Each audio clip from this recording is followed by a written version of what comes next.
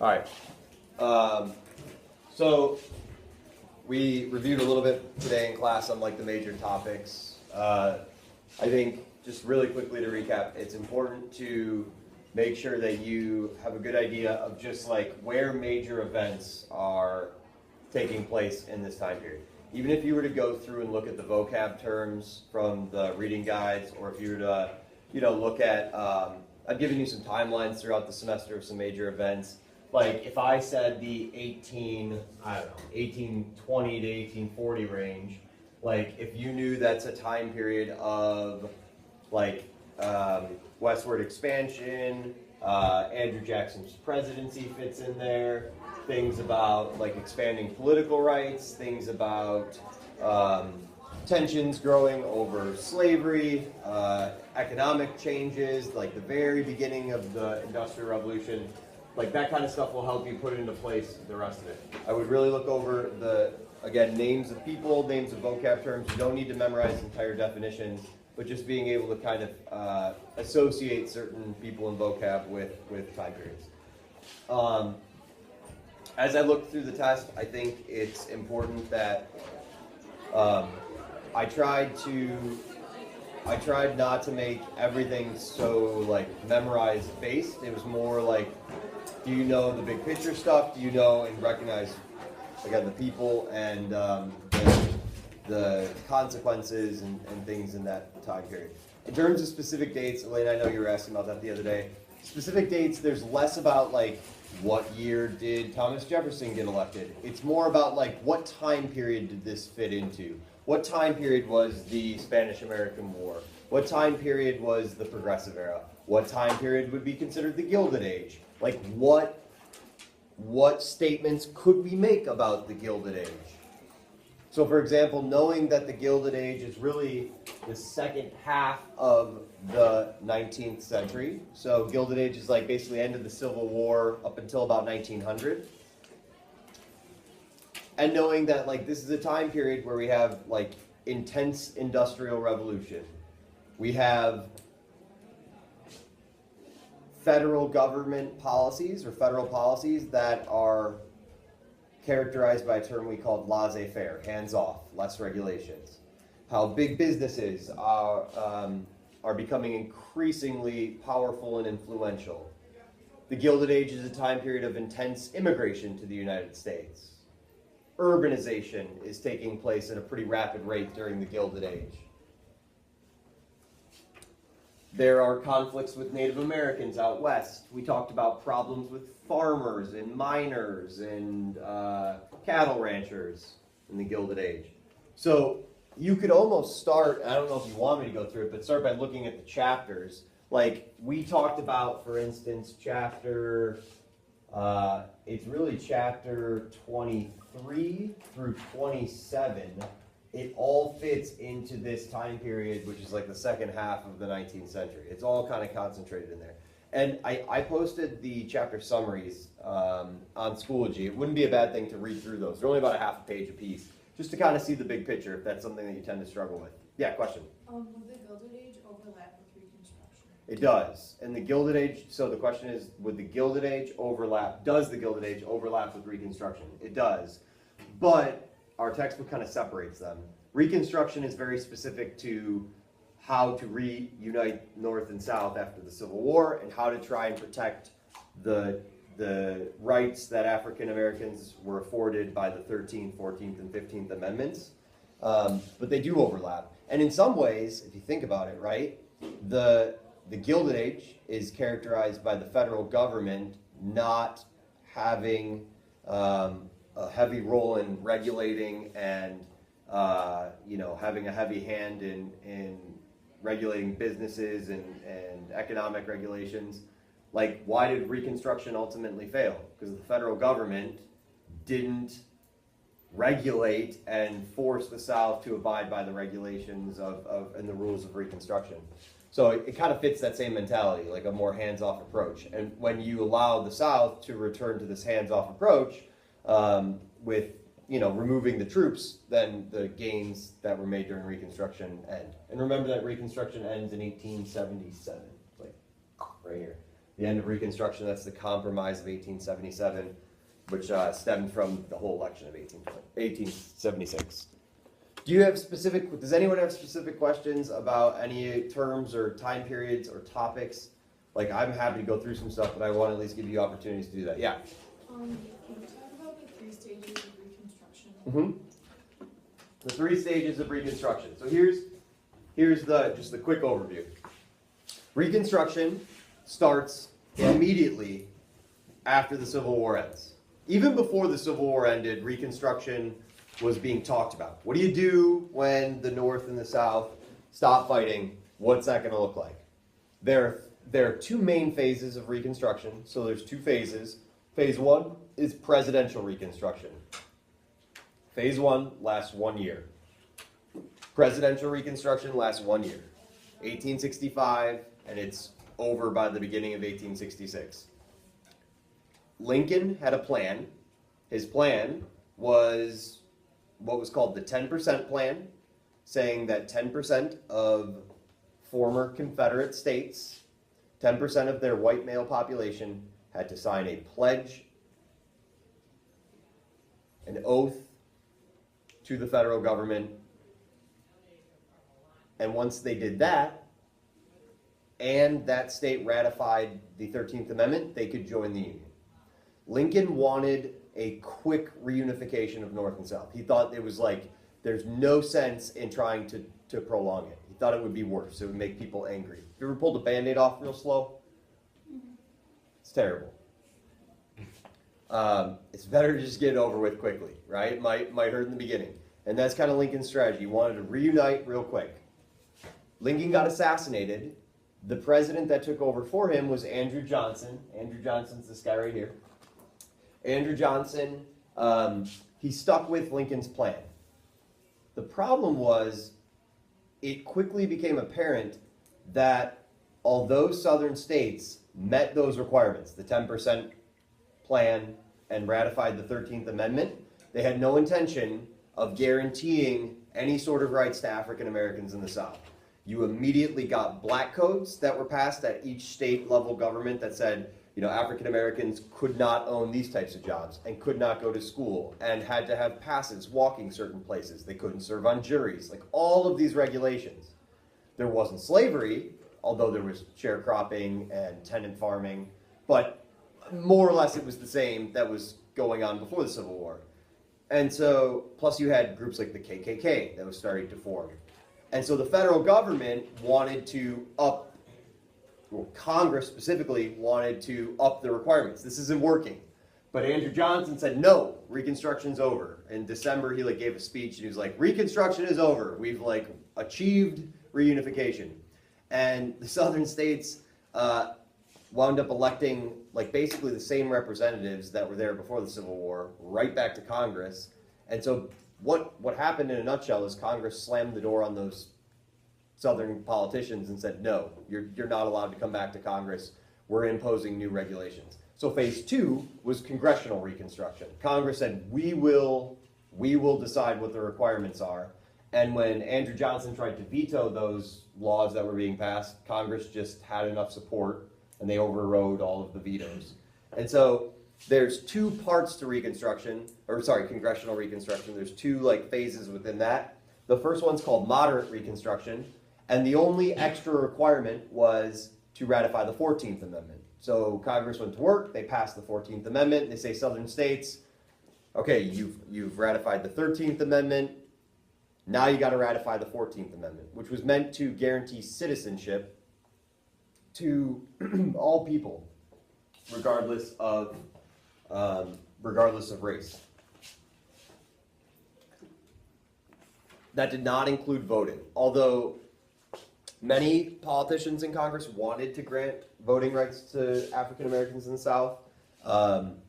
Although the thing was, and this is really interesting, and we haven't talked a lot about it, most of the northern states hadn't granted full voting rights to African Americans in the North.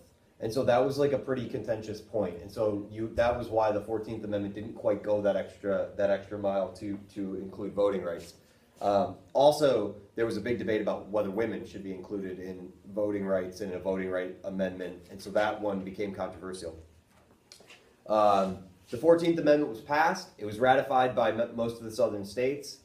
And what wound up happening, though, is it still was not ensuring all of the rights that were desired by radical Republicans in the North. It didn't go far enough. It was close, but it didn't go far enough. And so after 1 year, just 1866, Congress basically decided they needed to put troops in the South. Congress said they needed to put troops in the South if, yes, sir. Sorry, I think I forgot. No worries. Congress decided that they needed to put troops in the South, that they were going to ensure these requirements.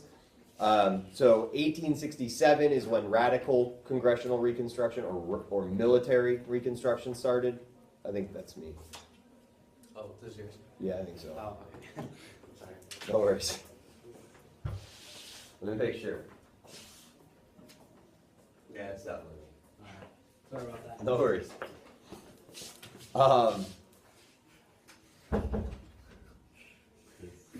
No one's gonna understand on the video what just happened. Keep it a secret. Bella, is that yours? Yeah. Okay.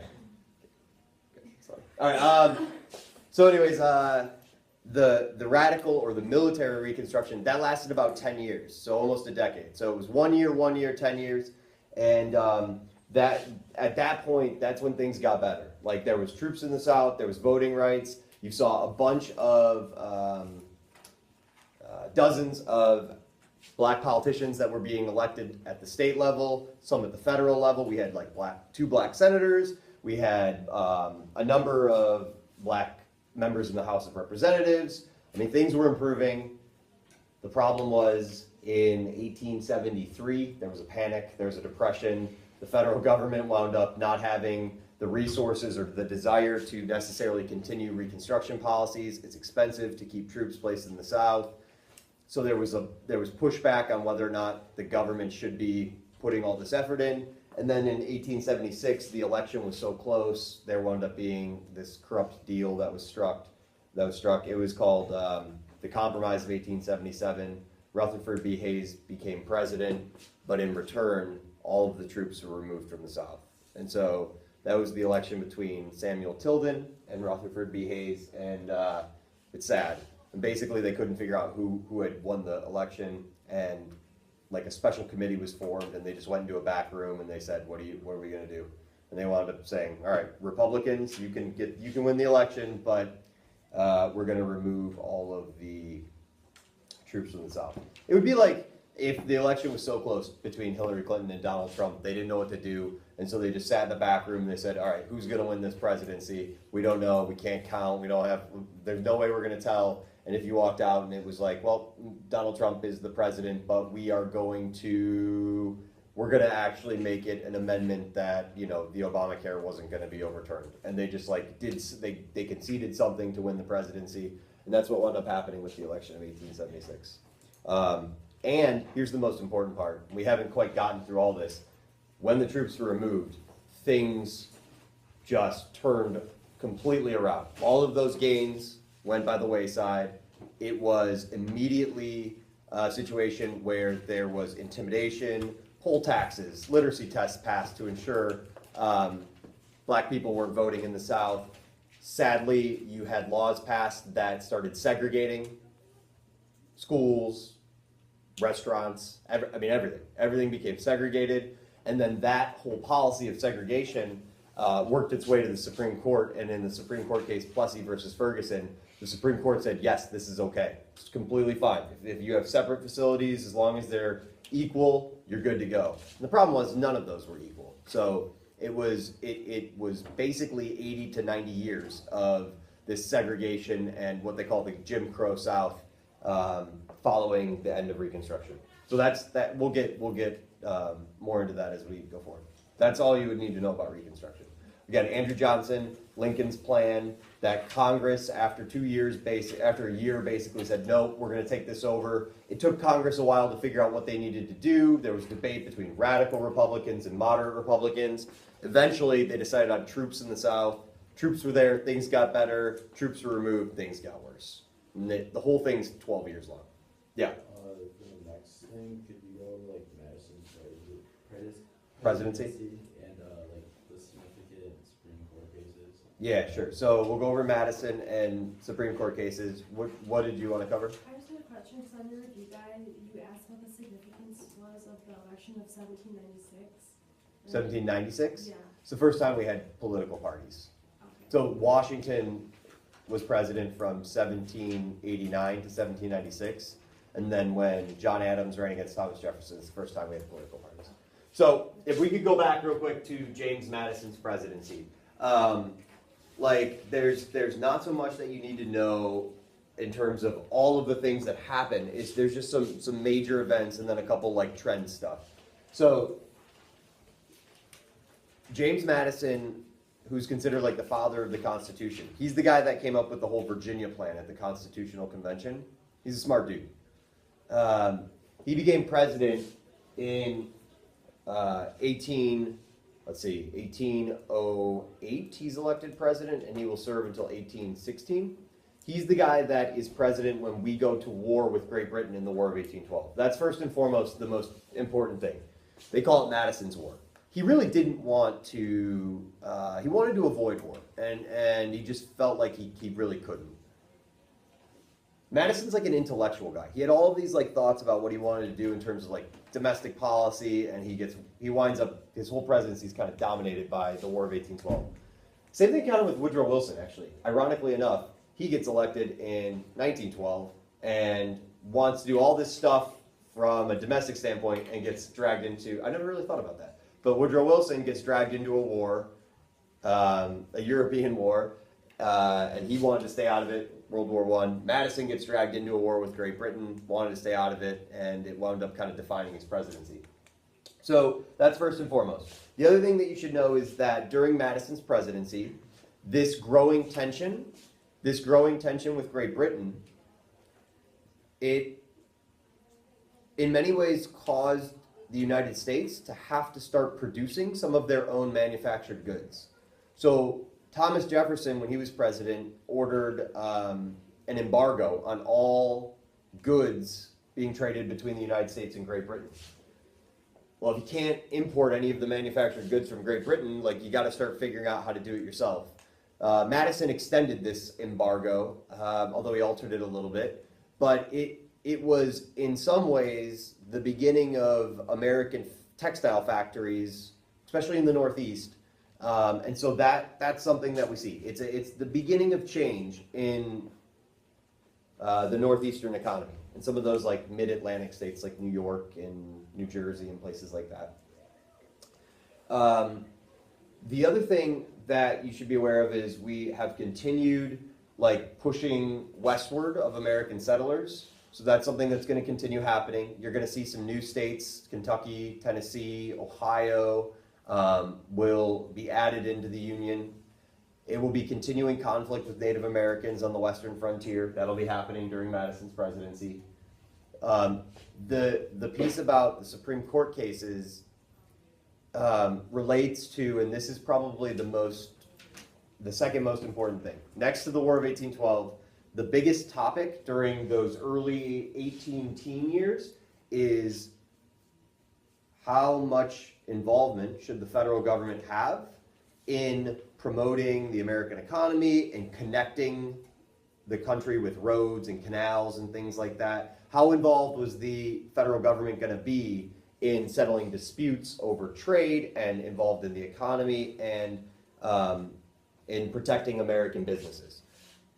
You had some people that believed the federal government should be very active in promoting the financial stability and economic health of the country. People like Henry Clay. He was like, hey, let's have the federal government spend money on roads. Let's have the federal government pass protective tariffs to continue protecting American manufacturing. It turns out after after the War of 1812, Great Britain was just all of those British manufacturers, all those businessmen, they were so ready to sell all of their cheap stuff. It would be like if the cafeteria at Divine Child couldn't sell Bosco sticks for like 3 weeks during Lent. Could you imagine how many Bosco sticks we'd have piled up waiting to be dumped onto you all unsuspecting students? I mean, it would be Bosco stick madness. And if they had mountains of Bosco sticks, what do you think that would happen to the price of Bosco sticks for you guys?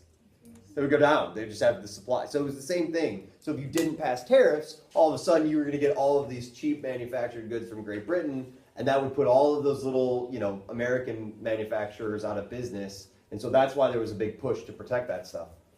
And so you had some people like Henry Clay, John Quincy Adams would have been another guy that was, kind of promoting a more, active role. They also were promoting the renewal of the Bank of the United States, right? So this is the whole question of that. But then you had other people that were more strict constructionists that were saying like, no, we shouldn't have, like, it's not the federal government's job to pass protective tariffs. It's not the federal government's job to be passing, to be spending money on roads, and let the states do that. Don't tell us what we want to, like, we should have to do, or don't tax us for this. And so people that were against these types of moves would be people like Madison, like Monroe to some extent. Andrew Jackson was a big states' rights kind of a guy. And so that's when we see like this kind of conflict. And to get to your point, Robbie, this is the thing you were talking about.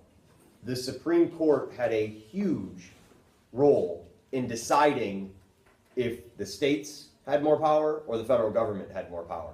Like ultimately, all of these disputes, whether it was between states or between states and the federal government, the Supreme Court wound up hearing these cases. So for instance, there was one Gibbons versus Ogden. It was a state that said, hey, this other state's trying to infringe on our right to like send stuff down this river and like have a business. And the Supreme Court ruled that basically, I don't know the exact wording of it, but it was basically like, hey, no, the federal government gets to regulate commerce. States can't tax or regulate businesses that do business between states. And so it takes that power away from the state government. No, you can't try and destroy their business from this state because they're passing through your state. The state of Maryland tried to tax the branch of the United States, or the Bank of the United States in Maryland. So when the government created the Bank of the United States, think about it like Chase Bank, right? Or if you went to Citizens Bank, they have branches all over the place. Not everyone drives the same one. And Maryland tried to tax the branch of the Bank of the United States in Maryland because they didn't want it competing with the Maryland banks or whatever it was. You can imagine if you owned a little mom and pop bank or whatever it was, you didn't like that the federal government was supporting a Bank of the United States. And the Supreme Court under John Marshall ruled, no, you can't do that. You can't tax a institution of the federal government. The power to tax is the power to destroy. Boom, states, you don't have that power. Take that power away, that's only for the federal government to do. And so you see a bunch of these rulings that consistently give the benefit of the doubt to the federal government, and it kind of squashes states' ability to resist the federal government. Does that make sense? And so there's a couple. There's Gibbons versus Ogden, McCullough versus Maryland. The other one that's big, it's not during Madison's presidency, but Marbury versus Madison. That's what gives the power of judicial review to the Supreme Court. That happened during Jefferson's presidency. So there's a few of those in there that you should at least be familiar with. Yeah. Okay, so I heard a couple of different things about this, but I wasn't sure which one was the first third party. Was it the Whigs or the anti-Masonic? No, that's a good question. So the very, very, very first ever third party, so when we say third party, it's not one of the two major parties, was the anti-Masonic party. As long as you know that, that's fine. They're not a big deal. They're a small deal. They never had like a huge following, a somewhat of a decent following. But it's the first time it ever really happened. That's why it's significant. Wait, when was it? It's in the 1830s, I believe. I don't know. Can anyone look it up and see 1820s? Wasn't it against Andrew Jackson? Yeah, so they were opposed to Jackson because he was a Freemason, so they thought he kind of embodied this. But it was mostly a party in the Northeast. It like had support in like Vermont and places like Massachusetts. I don't know, look it up. 1820s maybe? 18 teens? I don't know. I should know, but I don't know exactly when it kind of fizzled out. It was founded in 1828 and it ended in 1838. Okay, so late 1820s, early 1830s, which would be right in the Jackson time period. You also mentioned the Whig political party. That would be one of the major two. So if I could quickly just show you, the first ever political parties were the Federalists and the Democratic Republicans. The Federalists died out after the War of 1812. The Democratic Republicans continued on. They eventually split into what would be the Democrats. Andrew Jackson was the first ever Democrat elected president, and the Whig Party. Before the Whig Party was the Whig Party, they called themselves for a couple of years the National Republicans. And they called themselves the National Republicans because they favored a stronger national government or a stronger federal government. I was just talking about that. Like, should the government create a bank? Should it pay money for roads? And should it have taxes? Those were the National Republicans. They then started calling themselves the Whigs because they hated Andrew Jackson so much. And I started talking about this, I think, and that name of that political party was the same name of a party in Great Britain that was the anti-monarchy. And so the Whigs called Andrew Jackson King Andrew and dubbed him a dictator and said what he was doing was absurdly expanding executive power. And so you get the Democrats and the Whigs throughout and this is not with the timeline, so don't look at this with the timeline. I didn't do it. It would be over there. This is 1830s all the way through until the mid-1850s. So the Whigs and the Democrats are going to be what they'll call it the second two-party system. First two-party system, Federalists, Democratic, Republicans. Second two-party system, the Whigs and the Democrats. And then these parties, they both really struggle with slavery because that was the issue. No one could decide how to address this topic of slavery because the issue of slavery was completely north-south. Like, it became a north-south issue, and the Whigs and the Democrats both had supporters in the north and the south. And so you can't please anybody in that situation.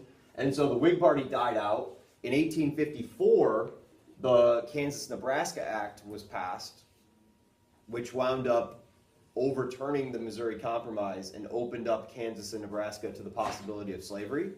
And when the Kansas-Nebraska Act was passed, the Republican Party wound up forming. So then we got the Republican Party in 1854. And then the Democratic Party in 1860, they split into the Northern and Southern Democrats because they couldn't figure out what they wanted to do with slavery. And that paved the way in 1860 for Abraham Lincoln to become elected. The Republican Party will just continue on all the way through to today. They've changed completely their ideas and values, and so just keep that in mind. Like, it's not the same Republicans as we have today. Same name. The Democrats reunified, although during the Civil War, you'd be hard-pressed to find many Democrats that were still participating in national politics because most of them were in the South and had seceded. But they will eventually reunite, and they'll be the Democratic Party, same Democratic Party today, although their views have completely flip-flopped. So keep in mind that in the 1870s, like, the Democratic Party was the party of segregation in the South, and like, you don't hear many Democrats these days arguing for segregation. That would be a very unpopular Democratic stance, I can tell you that. Yeah. So when the Whig Party died out, would you say that like the majority of them became Republican? Absolutely. Okay, Absolutely. So it Well, let's put it this way. When the Whig Party died out, almost all of the former Northern Whigs joined the Republicans. If you were a Southern Whig, most likely you joined the Democratic Party because that just became the party of the South, and the Republican Party became the party of the North. Okay. And would that be considered like three parties, or would you still consider it North? Oh, good question. No, so this is just like a party in chaos and Right. turmoil. Okay. So it's you still might, two-party system. yeah. So like today, you might even you might say like. Elena Welker, can you please come to the main office? Elena Welker. Should I just buzz them anything? No!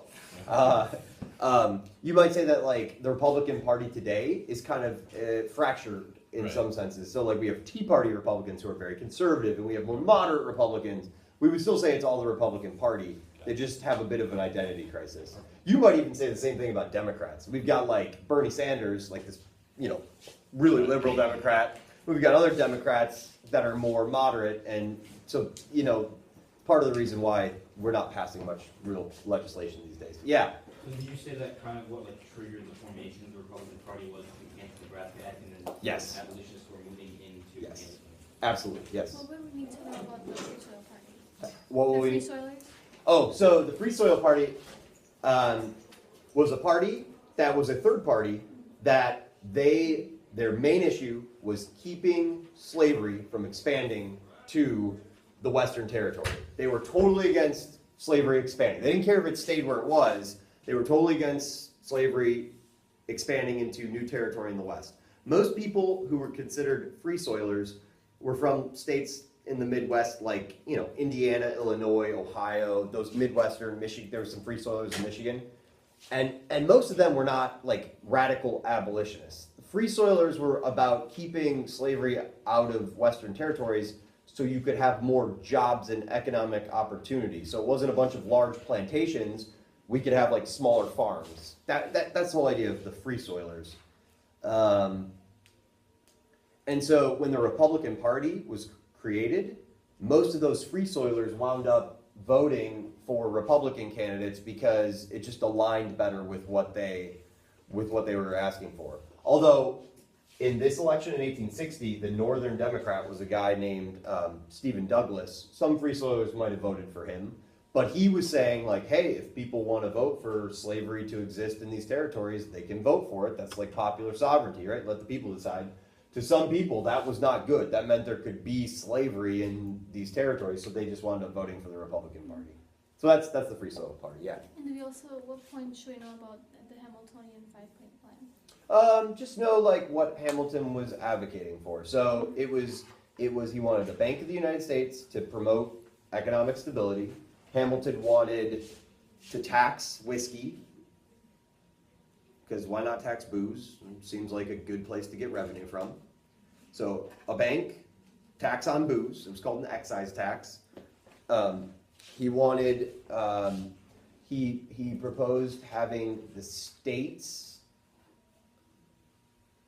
he proposed the federal government assuming state debts, so allowing the federal government to take over all the debts that the states had accrued during the Revolutionary War. So again, this is Hamilton's plan way back here. Is that 3 points? Point 4 was a tariff or a tax on imported goods that would generate some revenue for the government and help to provide some income. So we've got bank, we've got whiskey tax, we've got tariff, we've got debts. Oh, and the other thing, this is the, I always forget about this. He wanted to issue new bonds. So the government was going to get to take loan, or no, to ask for loans, to sell bonds. When you sell a bond, you are borrowing money. And so what the federal government did is all of the Revolutionary War bonds that were out there, the government bought them all back and issued new bonds. And that's the first time our government ever had debt. And we have continued having debt. We had something like, I don't know, $1 million of debt back then equivalent. Now we have $20 trillion of debt. So we've expanded on that debt slightly. Just a smidge. And so those are the 5 points. The 5 points of this plan. Whiskey tax, bank, tariff, assume state debts, and issue bonds so that the government could raise some money and continue, providing stability and doing things, because the government during the Revolutionary War really struggled to get money. They really struggled to get money. Yeah. Can you talk about the Civil War and points? Sure. So I'll tell you right now, there's not a ton on the Civil War itself. I would know the major battles. So like Bull Run, why is it significant? First battle. I would know Antietam, one of the bloodiest days of the entire Civil War. And it was after that battle that Lincoln decides to issue his Emancipation Proclamation. We know Gettysburg, that's kind of the turning point. It's all downhill from the South, mostly downhill from the South after Gettysburg. And I would know when the war and where the war ended at Appomattox Courthouse when General Grant surrendered to General Lee. I would also know, make sure you know your amendments, not necessarily with the Civil War, but 13th, 14th, 15th. I would know a couple of the people, the generals associated with each side. So like William Tecumseh Sherman and Ulysses S. Grant. There's a couple people that we talked about. And then the only thing else I would look at is the advantages and disadvantages of each side. So at the beginning, I think we wrote this down in a PowerPoint, or it's somewhere in a PowerPoint that's on there. Look at the advantages and disadvantages. As long as you know that, you're golden for this. I realize that one could be one you could spend an hour looking into. I think there's only something like 2 or 3 or 4 questions total on the Civil War time period. So I'll help you out there. Save yourself some time. Yeah. I have 2 questions. Yeah. How many questions is the test? 70. 70, Yeah, and it's 20, I think 20 of the like excerpts or cartoons or those ones, and then it's 50 of the like just regular multiple choice ones. Yeah. So there's no writing. No writing. No. It's too much history to cover to do writing. I wouldn't be able to test the whole time period. I would wind up picking and choosing like 40 or 50%. I want to try and like test throughout the time period. Yeah. Will we be having a second day of testing next week? Or? No, it'll just be tomorrow. It'll just be tomorrow. Mm-hmm. Yeah. Can you talk about Lincoln's beliefs about slavery? Yeah, so don't worry too much about that. Just know that Lincoln, as the Civil War progressed, became more determined to abolish slavery.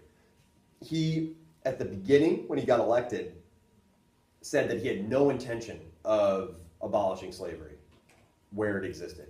He only proposed stopping it from expanding westward.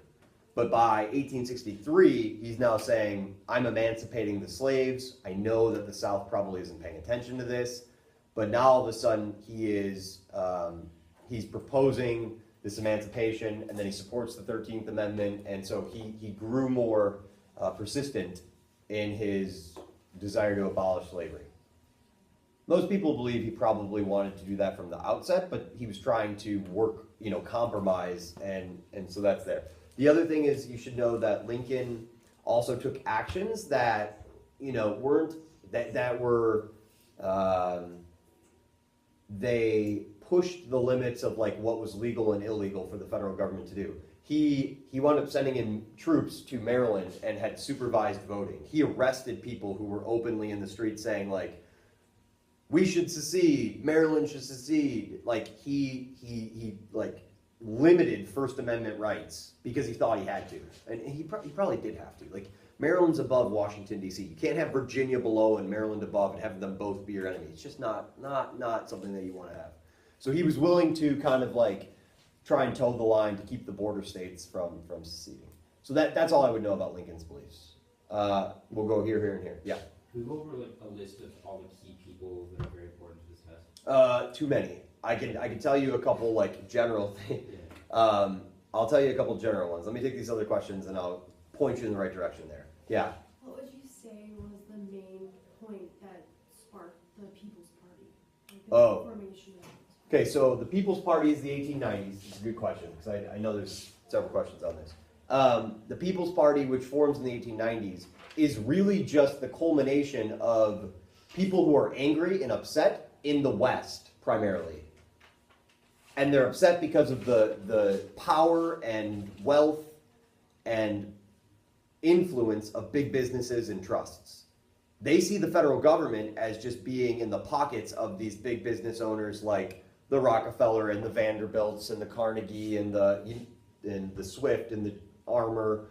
And so they feel like they're getting the raw end of the deal. They also feel like the government needs to do a better job regulating. Like they're really at the mercy of whatever the railroads want to charge them or whatever these big businesses want to charge them for their machines and for their crops. And so what happens is the farmers start to organize in the 1870s. They form like social groups and like the Grange and the Farmers Alliance. And then what they do is they start reaching out to other groups from the West. Hey, miners, like you're mining silver. The federal government is refusing to mint silver coins. Like we also want to take up your cause. And they also start saying, hey, farmers in the South, like, Southern farmers, like we should work together on our farming issues.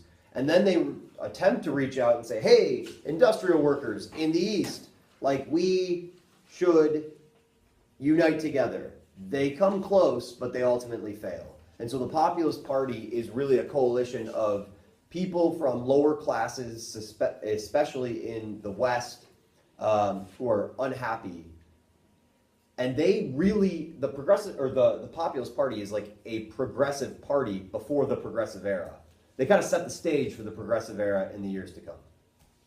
I have to go in about 2 minutes, just so you guys know. I will continue answering questions, but I have to go meet with someone in a few minutes. So to answer your question about people, there is a review document on Schoology that's important vocab and terms. The people there are going to be ones that you'll see. And then I would just go through the ones from your reading guides. Just, you don't have to know like a bunch about their bio, just what things are they significant with. So if you saw the name Emilio Aguinaldo, like you should think, oh, Spanish-American War, Philippines. See how I've got an association. We were just talking about the populists. William Jennings Bryan, he wound up being the Democratic populist candidate, and then he later was an anti-imperialist that served in later administrations. So you don't need a ton of names. It's not like 100 names. You just want to be able to associate some of them. Someone else had one question too. Oh, which, like, was my question, like, what should we know about, like, the progressive era progressive party? Oh, presidents, Okay. the progressive presidents, their platforms, and areas of change. Remember how we wrote down examples? It would be good to just look through those and see if you can relate some of those examples to, like what were the laws that tried to regulate railroads, or the Food and Drug Administration that's regulating consumer goods during the Roosevelt years. So just look through that and look through that chart, and I think that would be helpful too, because there are some questions on the progressive era. Mostly about the presidents, what their platform was about, and what areas of change are going to be there. That's it. Yep. Are you going to have a unit test on like? Don't worry about that. We will, but it'll be smaller. So we will, but it'll be kind of like half this unit and half of what the next unit would be. So that'll be what we do. All right, cool. If you guys have questions, email me tonight, and